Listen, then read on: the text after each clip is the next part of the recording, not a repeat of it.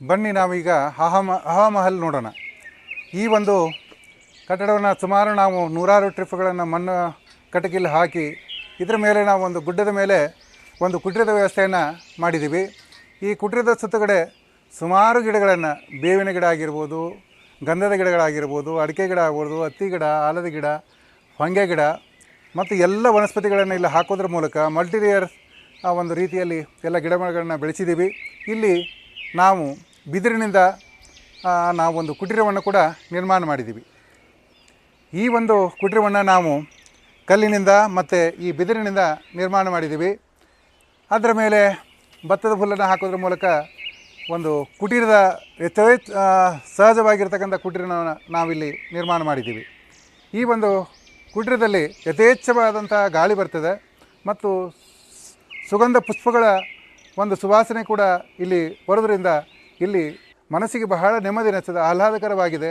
ಇದಕ್ಕೆ ನಾವು ಇದೇ ಒಂದು ಕಾರಣಕ್ಕೆ ಹವಾಮಹಲ್ ಅಂತೇಳಿ ನಾವು ಹೆಸರನ್ನು ಇದಕ್ಕೆ ಇಟ್ಟಿದ್ದೀವಿ. ಈ ಒಂದು ಹವಾಮಹಲ್ದಲ್ಲಿ ತಾವು ಕುಳಿತುಕೊಂಡ್ರೆ ಶುದ್ಧವಾದಂಥ ಗಾಳಿ, ಯಥೇಚ್ಛವಾದಂಥ ಗಾಳಿ ಬರೋದ್ರ ಮೂಲಕ ಇಲ್ಲಿ ಆಹ್ಲಾದಕರ ವಾತಾವರಣ ನಿರ್ಮಾಣವಾಗಿದೆ. ಇಲ್ಲಿ ಯಾರು ಕುಳಿತುಕೊಂಡವರು ಒಂದು ನಿಮಿಷ ನೋಡಲಿಕ್ಕೆ ಬಂದರೂ ಕೂಡ ತಾಸುಗಟ್ಟಲೆ ಕುಳಿತುಕೊಂಡು ಹೋದಂಥ ಅನುಭವ ಇದೆ. ಮದುಮಕ್ಕಳು ಸುಮಾರು 5-6 ತಾಸುಗಳಲ್ಲಿ ನಿಂತು ಅಲ್ಲಿ ಮದುವೆ ಮಂಟಪದಲ್ಲಿ ನಿಂತು ಸುಸ್ತಾಗಿರ್ತಾರೆ. ಅವರಿಗೆ ಕೊನೆಗೆ ಊಟಕ್ಕೆ ಇಲ್ಲಿ ಹವಾಮಹಲ್ಗೆ ಕರೆದುಕೊಂಡು ಬಂದಾಗ ಇಲ್ಲಿ ಒಂದು ಗಾಳಿಯೇ ಅವರಿಗೆ ಆಹ್ಲಾದಕರ ಒಂದು ವಾತಾವರಣ ನೀಡಿ ಅವರ ಒಂದು ಆಯಾಸವನ್ನು ಪರಿಹರಿಸಿ ಆಹ್ಲಾದಕರ ಅನುಭವವನ್ನು ನೀಡಿದೆ. ನಿಜವಾಗಿಯೂ ಇದು ಹವಾಮಹಲ್ ರೀ ಅಂತ ಹೇಳ್ತಕ್ಕಂಥ ಉದ್ಗಾರವನ್ನು ನಾವು ಕೇಳಿದ್ದೀವಿ. ಅಷ್ಟೇ ಅಲ್ಲದೆ ಅನೇಕ ಪಟ್ಟಣದ ಅನೇಕ ಆಫೀಸರ್ಸು ಮತ್ತು ದೊಡ್ಡ ದೊಡ್ಡ ವ್ಯಕ್ತಿಗಳು ಕೂಡ ಇಲ್ಲಿ ಬಂದು ಇಲ್ಲೇ ಕೂಡ ನಾವು ಮೀಟಿಂಗ್ಗಳನ್ನು ಮಾಡ್ತೀವಿ ಅಂತ ಹೇಳಿ ಅನೇಕ ಸಮಾರಂಭಗಳನ್ನು ಕೂಡ, ಅನೇಕ ಮೀಟಿಂಗ್ಗಳನ್ನು ಕೂಡ ಇಲ್ಲಿ ಬಂದು ಮಾಡಿಕೊಂಡು ಹೋದಂಥ ಅನೇಕ ಉದಾಹರಣೆಗಳು ನಮ್ಮಲ್ಲಿದೆ. ಇಲ್ಲಿ ರಾತ್ಕಿ ರಾಣಿ ಇದು ಹೂವಿನ ಗಿಡ ಇದೆ. ಇದು ಬಹಳಷ್ಟು 2 ಗಿಡಗಳಿದ್ದಾವೆ. ಇವುಗಳು ರಾತ್ರಿ ಸಮಯದಲ್ಲಿ ಇಲ್ಲಿ ಇಡೀ ನಮ್ಮ ಅನುಭವ ಮಂಟಪವನ್ನು ಸುಗಂಧಿತವನ್ನಾಗಿಸ್ತವೆ. ಇಲ್ಲಿ ಇರ್ತಕ್ಕಂಥ ಹೊಂಗೆ ಮರಗಳು ಮತ್ತು ಶ್ರೀಗಂಧದ ಮರಗಳು, ಆಮೇಲೆ ಬೇವಿನ ಮರಗಳು, ಅಡಿಕೆ ಮರ, ತೆಂಗಿನ ಮರಗಳು, ಆಮೇಲೆ ಸಣ್ಣ ಪುಟ್ಟ ಈ ವನಸ್ಪತಿಗಳು ಇಲ್ಲಿ ಈ ವಾತಾವರಣವನ್ನು ಸುಗಂಧಭರಿತವನ್ನಾಗಿ, ಆಹ್ಲಾದಕರವಾಗಿ, ತಂಪಾಗಿ, ಮನಸ್ಸಿಗೆ ಖುಷಿ ನೀಡುವ ಹಾಗೆ ಇವುಗಳೆಲ್ಲವೂ ಕೂಡ ಇಲ್ಲಿ ನಿರ್ಮಾಣವಾಗಿದೆ.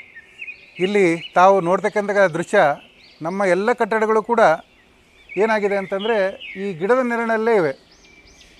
ನೀವಿಲ್ಲಿ ನೋಡ್ಬೋದು, ಎಲ್ಲ ಗಿಡಗಳು ಕೂಡ ಇವುಗಳನ್ನು ಮರೆ ಮಾಡಿವೆ. ಈ ಎಲ್ಲ ಕಟ್ಟಡಗಳ ಮೇಲಿನಿಂದ ಗಿಡಗಳು ಒಂದಕ್ಕೊಂದು ತಾಯ್ಕೊಂಡಿವೆ, ಸೇರಿಕೊಂಡಿವೆ. ಹೀಗಾಗಿ ಮೇಲಿನಿಂದ ನೋಡಿದರೆ ಯಾವ ಕಟ್ಟಡವೂ ಕಾಣುವುದಿಲ್ಲ. ಆದರೆ ಇಲ್ಲಿ ನೋಡಿದರೆ ನಿಮಗೆ ಗಿಡ ಮತ್ತು ಕಟ್ಟಡವನ್ನು ಒಂದು ವಿಹಂಗಮ ನೋಟವನ್ನು ತಾವಿಲ್ಲಿ ನೋಡ್ಬೋದಾಗಿದೆ. ಹೀಗಾಗಿಯೇ ನಾವು ಇಲ್ಲಿ ಸುಮಾರು ಈ 2 ಎಕರೆಯಲ್ಲಿ ಸುಮಾರು ನಾವು 500 ದೊಡ್ಡ ದೊಡ್ಡ ಮರಗಳನ್ನು, ಸಣ್ಣ ಮರಗಳನ್ನು ನಾವಿಲ್ಲಿ ಹಾಕಿದ್ದಾಗಿದೆ.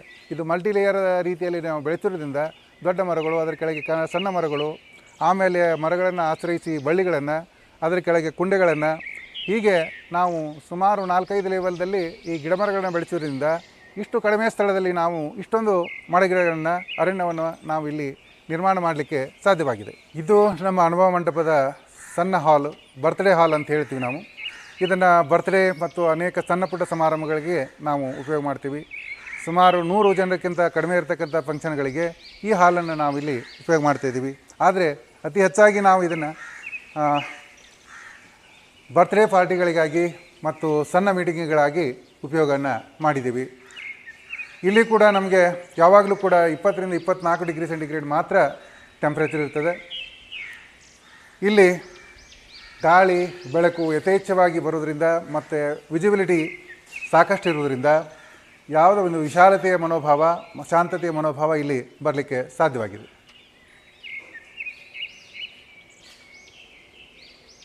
ಇದು ನಮ್ಮ ಅನುಭವ ಮಂಟಪದ ಕಾರ್ಯಾಲಯ. ನಮ್ಮ ಈ ಅನುಭವ ಮಂಟಪವನ್ನು ಸಂಪೂರ್ಣವಾಗಿ ಈ ಅಫ್ಜಲ್ ಮತ್ತು ನಮ್ಮ ದುಂಡೈ ಸ್ವಾಮಿಗಳು ನೋಡ್ಕೊಳ್ತಾರೆ. ಇವರಿಬ್ಬರು ಕೂಡ ಇಲ್ಲಿ ಮ್ಯಾನೇಜರ್ ಆಗಿ ಸುಮಾರು ವರ್ಷಗಳಿಂದ ಕೆಲಸವನ್ನು ಮಾಡ್ತಾಯಿದ್ದಾರೆ. ಅವರೇ ಈ ಎಲ್ಲ ಮಂಗಲ ಕಾರ್ಯದ ಉಸ್ತುವಾರಿಯನ್ನು ನೋಡ್ಕೊಳ್ತಾರೆ.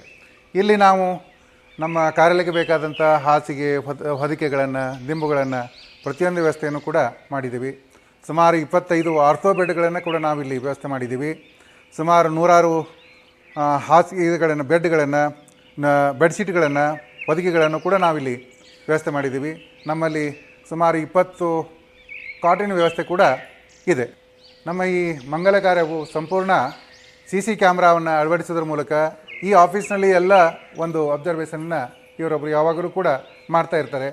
ಹೀಗಾಗಿ ಇದು CC ಕ್ಯಾಮ್ರಾದ ಮಾನಿಟರಿಂಗಲ್ಲಿ ಇರೋದರಿಂದ ನಮಗೆ ಇದರ ಒಂದು ನೋಡ್ತಕ್ಕಂಥ ಮತ್ತು ಮೇಂಟೈನ್ ಮಾಡತಕ್ಕಂಥ ವ್ಯವಸ್ಥೆ ನಮಗೆ ಬಹಳ ಸುಲಭವಾಗಿದೆ. ಇದು ನಮ್ಮ ಸ್ಟೋರೂಮು, ಪಾತ್ರೆಗಳ ಸ್ಟೋರೂಮು. ಇಲ್ಲಿ ಮದುವೆ ಮತ್ತು ಎಲ್ಲ ಸಮಾರಂಭಗಳಿಗೆ ಬೇಕಂತ ಎಲ್ಲ ಪಾತ್ರೆ ಸರಂಜಾಮಗಳನ್ನು ಇಲ್ಲಿ ನಾವು ಸಂಗ್ರಹ ಮಾಡಿದ್ದೀವಿ. ದೊಡ್ಡ ಪಾತ್ರೆಗಳನ್ನೆಲ್ಲ ಅಡುಗೆ ಮನೆಯಲ್ಲಿ ಸುಮಾರು 12 ದೊಡ್ಡ ಪಾತ್ರೆಗಳನ್ನ ಅಡುಗೆ ಮನೆಯಲ್ಲಿ ಸಂಗ್ರಹ ಮಾಡಿದ್ದೀವಿ. ಸಣ್ಣ ಪುಟ್ಟ ಪಾತ್ರೆಗಳನ್ನು ನಾವಿಲ್ಲಿ ಸಂಗ್ರಹಣ ಮಾಡಿದ್ದೀವಿ. ನಮ್ಮಲ್ಲಿ ಯಾವುದೇ ಒಂದು ಹೊರಗಿನಿಂದ ಪಾತ್ರೆಗಳನ್ನು ತರಲಿಕ್ಕೆ ಅವಶ್ಯಕತೆ ಇಲ್ಲ, ಅಷ್ಟೊಂದು ಪಾತ್ರೆಗಳನ್ನು ನಾವಿಲ್ಲಿ ಸಂಗ್ರಹವನ್ನು ಮಾಡಿದ್ದೀವಿ. ಇದು ನಮ್ಮ ಶೌಚಾಲಯ, ಸ್ತ್ರೀಯರಿಗೆ ಪ್ರತ್ಯೇಕವಾಗಿದೆ. ಇಲ್ಲಿ ಸ್ತ್ರೀಯರಿಗಾಗಿ ನಾವು ಪ್ರತ್ಯೇಕವಾಗಿ 3 ಟಾಯ್ಲೆಟ್ಗಳನ್ನು, 3 ಬಾತ್ರೂಮ್ಗಳನ್ನು ಒಂದು ಪ್ರೈವಸಿಗಾಗಿ ನಾವಿಲ್ಲಿ ವ್ಯವಸ್ಥೆ ಮಾಡಿದ್ದೀವಿ. ಅಲ್ಲಿ ಕೂಡ ನಾವು ಗೀಜರ್ಗಳನ್ನು ವ್ಯವಸ್ಥೆ ಮಾಡಿದ್ದೀವಿ.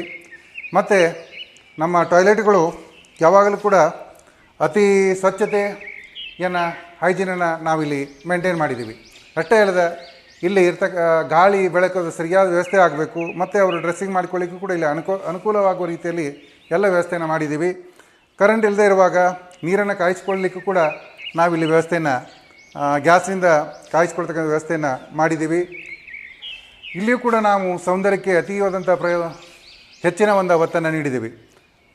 ಈಗ ಮನೆಗಳಲ್ಲಿ ಅಥವಾ ದೊಡ್ಡ ಹೋಟೆಲ್ಗಳಲ್ಲಿ ಇರ್ತಕ್ಕಂಥ ವ್ಯವಸ್ಥೆಯನ್ನು ಅಷ್ಟೊಂದು ಒಳ್ಳೆಯ ಇಲ್ಲಿ ಎಲ್ಲ ವ್ಯವಸ್ಥೆಯನ್ನು ಕೂಡ ನಾವು ಮಾಡಿದ್ದೀವಿ.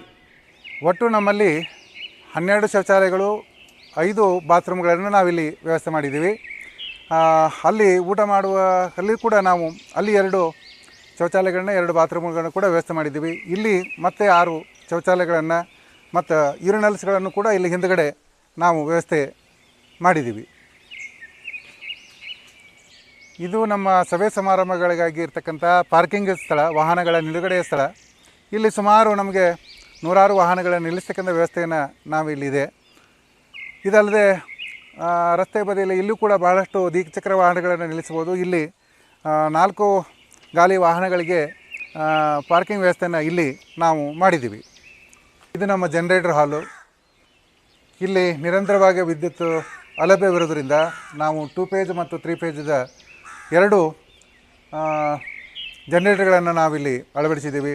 ಕರೆಂಟ್ ಇಲ್ಲದೇ ಇರುವಾಗ ನಾವು ಇವುಗಳನ್ನು ನೀರು ಎತ್ತಲಿಕ್ಕಾಯಿತು ಮತ್ತು ವಿದ್ಯುತ್ತನ್ನು ಪೂರೈಕೆ ಮಾಡಲಿಕ್ಕೆ ನಾವು ಉಪಯೋಗವನ್ನು ಮಾಡ್ತಾಯಿದ್ದೀವಿ. ಇದನ್ನು ತಾವೆಲ್ಲರೂ ಕೂಡ ಬಂದು ಅನುಭವಿಸಬೇಕಂತೇಳಿ ತಮ್ಮಲ್ಲಿ ನಾನು ಕೇಳ್ಕೊಳ್ತೀನಿ.